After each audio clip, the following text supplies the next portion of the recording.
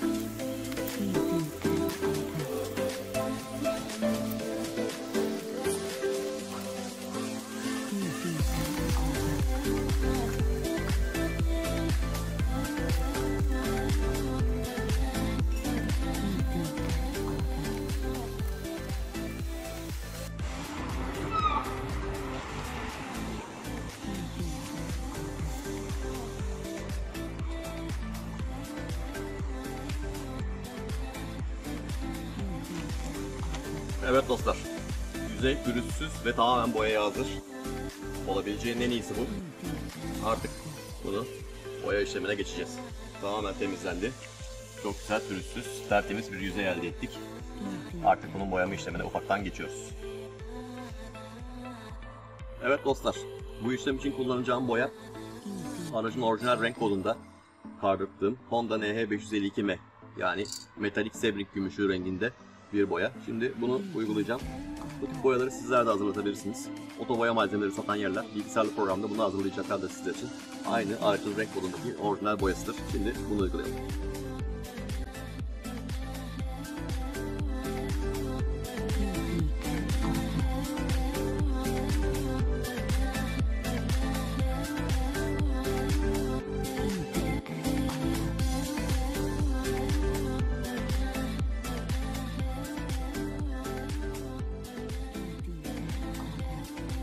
Evet dostlar, ilk kat boyamızı tamamladık. Şimdi kurumasını bekleyip ikinci kata atacağız.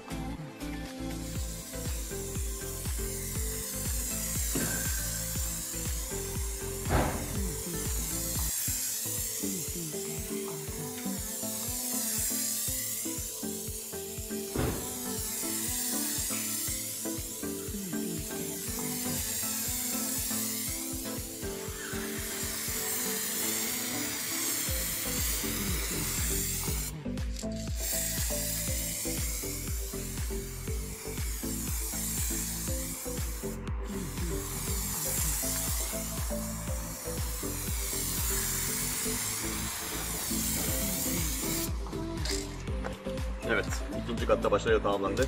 Şimdi birazdan son kata atıp bu işlemi bitireceğiz. Ve evet dostlar, üçüncü ve son kat işlemimize geldik. Şimdi üçüncü kata atıp işlemimizi noktalayacağız.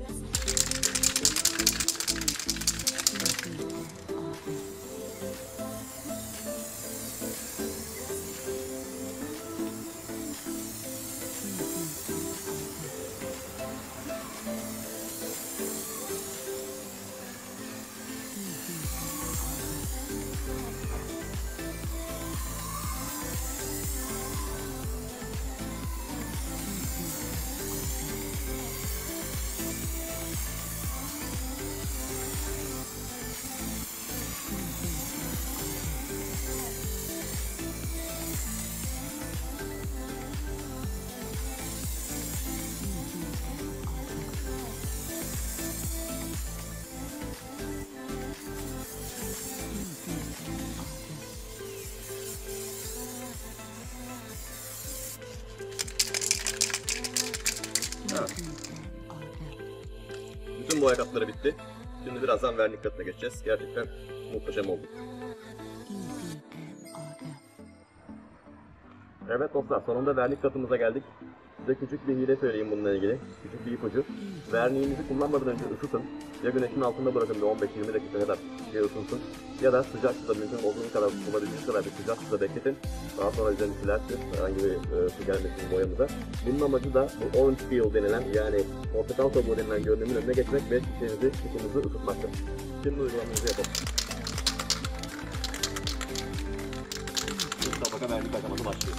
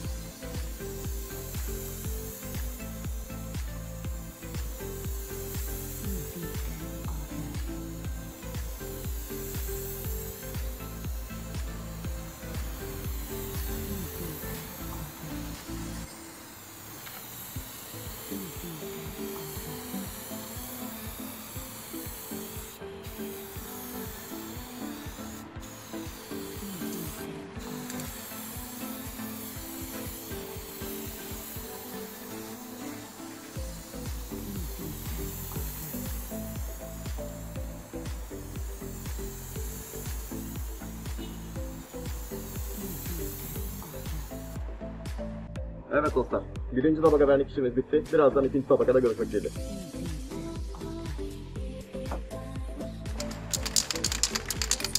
Evet dostlar, üçüncü ve son kat vernik aşamasındayız. Şimdi bunu da atalım ve ardından işlemimizi noktalayalım.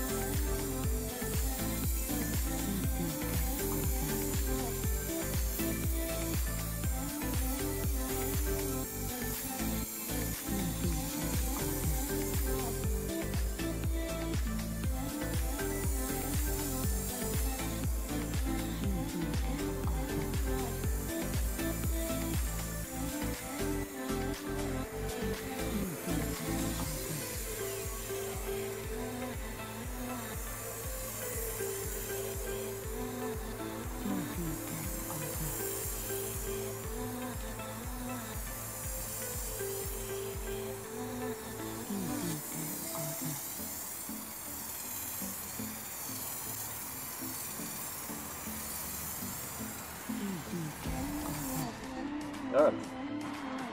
Son kat vernik aşamamız da bitti dostlar. Gerçekten muhteşem bir sonuç oldu. Kuruması için bekleyemiyorum, yani sabırsızlanıyorum. Bir an önce kurusun, daha sonra sonuca bakalım.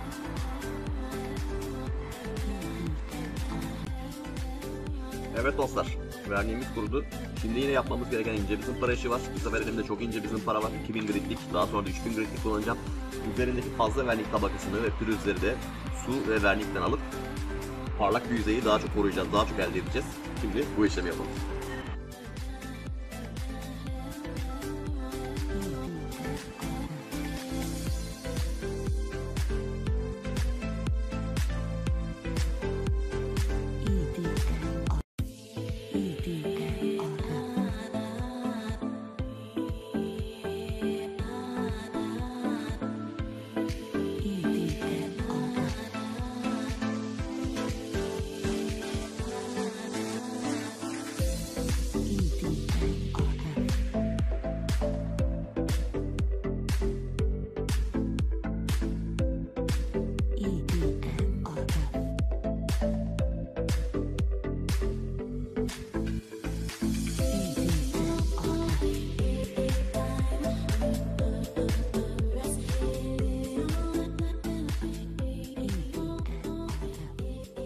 Evet. Şimdi yüzeyi bir temizleyip neticeye bakalım. Daha sonra da 3000 grit'e geçelim. Evet arkadaşlar, şimdi sırada 3000 grit'lik elimdeki en ince zımpara var. Şimdi de bundan yüzeyi tekrar zımparalayacağım. Ardından da poliş işlemine geçeceğim. Bunlar çok ince, yani kağıt gibi zımparalar. Ağaç kağıdından daha pürüzsüzdür diyebiliriz A4 kağıdı. Ama yüzeyin mükemmel olmak için bu işleme ihtiyaç var.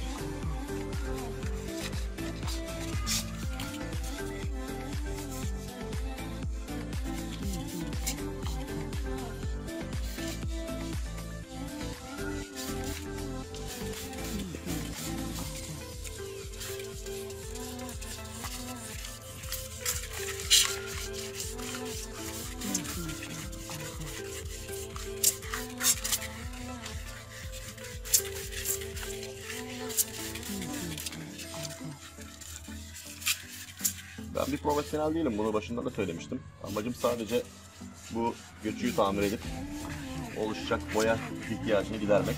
Elbette sanayideki ustalarımız gibi değilim. Zaten ilk defa bu işi yapıyorum. Amacım size bu işin evde de aracınıza bir takım şeyler yapabileceğinizi ev ortamında göstermektir. Yoksa kesinlikle ustalarımızın eline kimse tutamaz. Çok yetenekli ustalarımız var. Kullandıkları malzemeden işçiliklerine kadar 10 numaralar.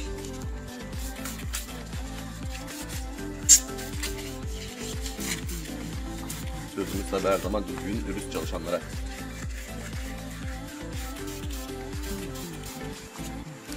Bu yaptığım işlem aracınızı ancak boyattığınız kadar, yani boyatıncaya kadar sizi idare edecek bir işlem. Hiç olmazsa arabanız kötü, buruk şekilde gezeceğinize yaptırın. Benim şu anda maddi imkanım olmadığından bu işlemi kendim yapmayı tercih ettim. Hem de denemek istedim. Güzel de bir tecrübe oldu benim için.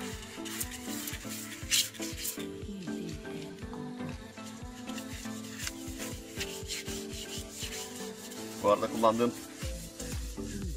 malzeme sabunlu su. Kayganlaştırıcı olarak çizmesin diye zımparamız yüzeyde daha etkili oluyor.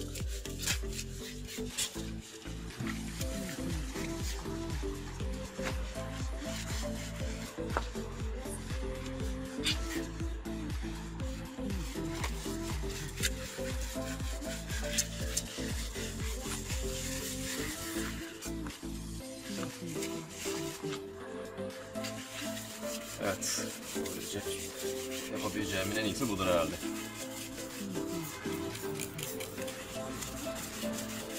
Önemli olan düzgün, pürüzsüz bir yüzey elde etmek.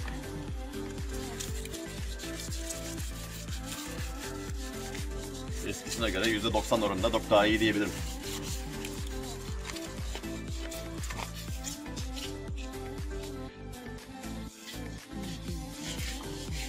Göçük halini biliyorsun.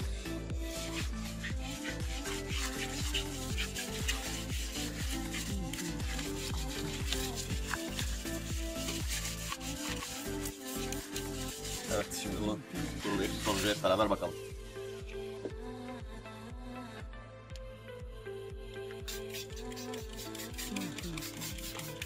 Üzerinde kalıntı kalmayacak şekilde yıkayalım.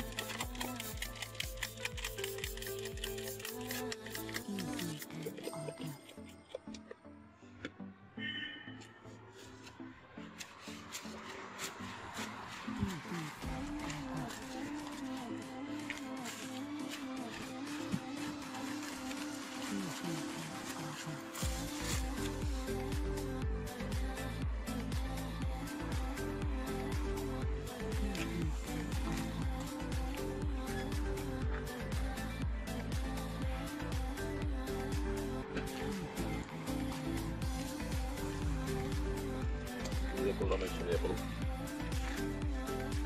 Zaten gördüğünüz gibi mikrofiber bez takılmadan gün bir şekilde geçiş sağlıyor.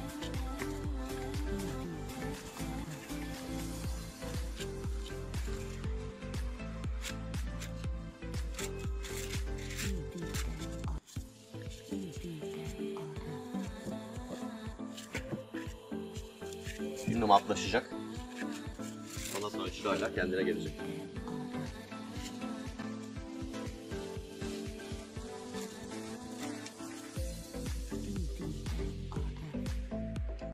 Evet dostlar, şimdi pasta aşamasına geçeceğiz. Arkamda görmüş olduğunuz ürünler hazır beklemekte. bunları uygulayıp önce ince bir pasta, arkasından da cila atarak işlemimizi sonlandıracağız ve maskelerimizi çıkaracağız. Görüşmek üzere. Pastacılığa işlemlerinde her zaman kendim elle yapmayı uygun görürüm. Makine kullanmadım şimdiye kadar. Gerçi ona da telafi etmeyi düşünüyorum, makinede kullanmayı düşünüyorum. Kullanacağım ürün şu anda Turtlewax'ın profesyonel kalın çizik alıcı ürünü. Bundan bir yüzeyin tekrar bir üzerinden geçip tortu, pürüz vesaire ne varsa alacağım. Daha sonra da cila aşamamıza geçeceğiz. Evet, şimdi uygulamaya başlayalım.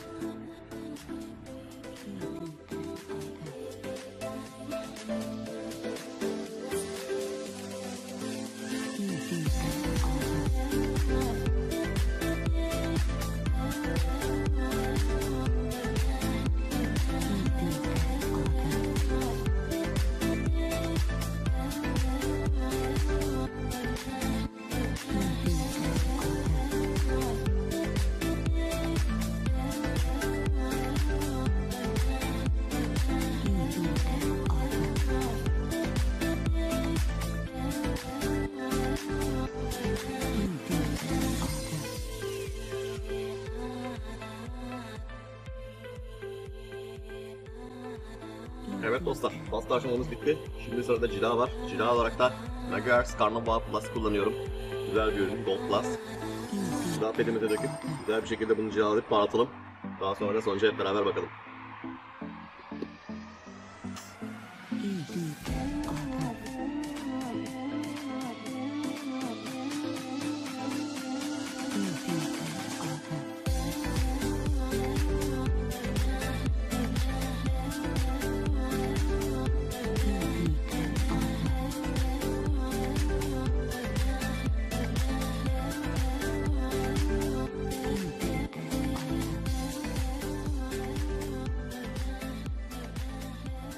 Evet dostlar, işte sonunda bitti.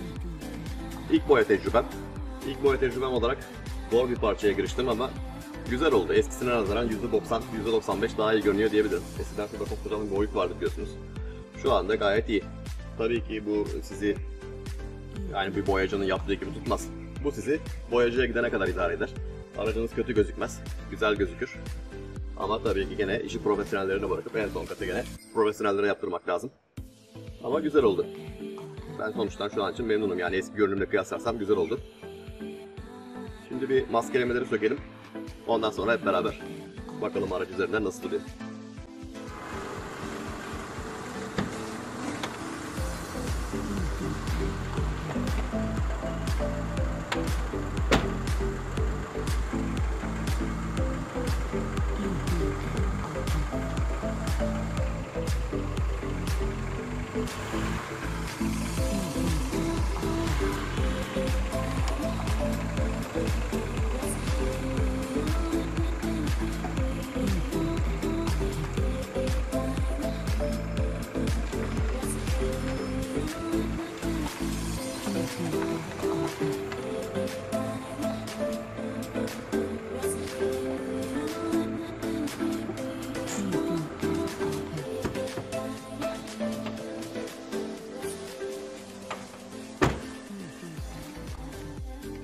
Evet dostlar, sonuç hiç de fena değil mi? Ne diyorsunuz? Hep beraber bunu bir değerlendirelim. Görüşler size ait. Sizin fikirleriniz benim için çok önemli. Gerçekten fena durmuyor. Dediğim gibi ben bir profesyonel değilim ama şu anki şartlarda, şu anki çalışma ortamında yapabileceğimin en iyisi bu. İlk kaporta boya tecrübem, ilk kaporta boya denemem. Sonuç bana fena değil gibi geldi. İleride daha iyi şeyler olacaktır ama şu anda yani vuruk olarak gezmektense o bölge şu şekilde çok daha iyi. Farkı sorarsanız arada ne fark var derseniz biraz benim boyada daha matlık var. Biraz daha mat. Tabii ki ben profesyonel değilim, dediğim gibi özel bir şey kullanmışlar herhalde verniğinde. Renk kodu çok yakın. Birbirine çok yaklaştı. Arabanın üzerindeki renk kodundan kullandım ama tabii ki boyanın atıldığı dereceden tutun boyanın markasına kadar her şey bu rengin tonunu etkiliyor. Ama çok yakın dediğim gibi. Güzel oldu, kötü olmadı dostlar. Yani gerçekten güzel oldu, kötü durmadı. Yani eskisine göre daha iyi oldu. Tabii birebir muhteşem değil. Kapı gibi, diğer bölgeler gibi, kaput gibi mükemmel değil ama işimizi görür.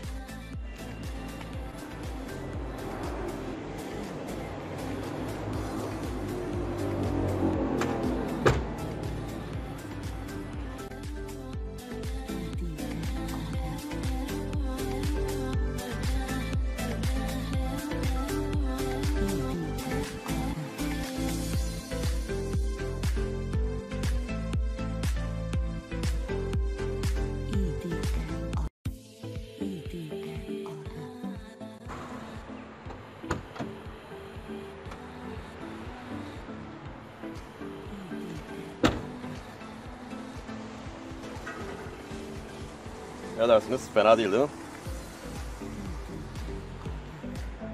Mükemmel değil ama çok da kötü değil. Her zaman diyorum işi profesyonellere bırakmak lazım ama kötü gezmektense, vuruk şekilde gezmektense bu şekilde daha iyi oldu. Tekrardan çok teşekkür ederim dostlar. Görüşmek dileğiyle. Kendinize çok çok iyi bakın. Kanalıma abone olmayı lütfen unutmayın. Hoşça kalın.